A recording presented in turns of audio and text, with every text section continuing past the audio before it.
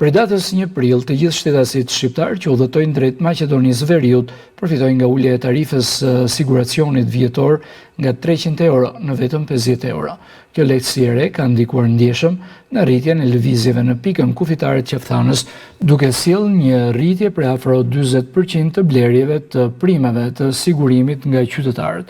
Sipas deklarimeve të udhëtarëve, kjo është një nismë pozitive dhe lehtësuese për lëvizjen e lirë, ndonëse aktualisht zbatohet vetëm për Maqedoninë e Veriut dhe jo për vendet e tjera të Bashkimit Evropian. Tani për një vit 50 euro. Sigur edhe 10 herë tysh në vit jam le. Do ishte shumë mirë po ta përdorin edhe në Greqi. 320 euro në vit. Tani 50 euro në vit.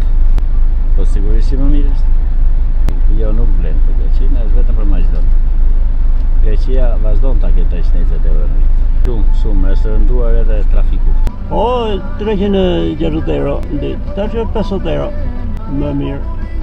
Normal që më mirë. Shumë më mirë, për njerëzit dojnë shumë më mirë. Ka plot i vinë për fundjavë, vinë besjavë, ku nevojitet që është. Marrin fulizim, marrin natë, marrin lirë shumë, pushimet e ma lirë, marrin ushqim.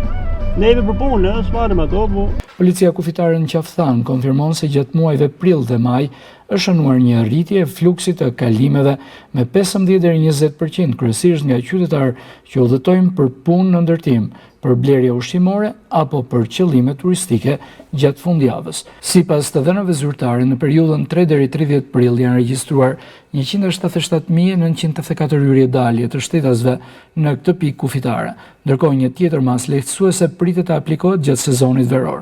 Kontrolli doganor do të kryhet vetëm nga palapritse si në hyrje ashtu edhe në dalje për të përshpejtuar procedurat kufitare.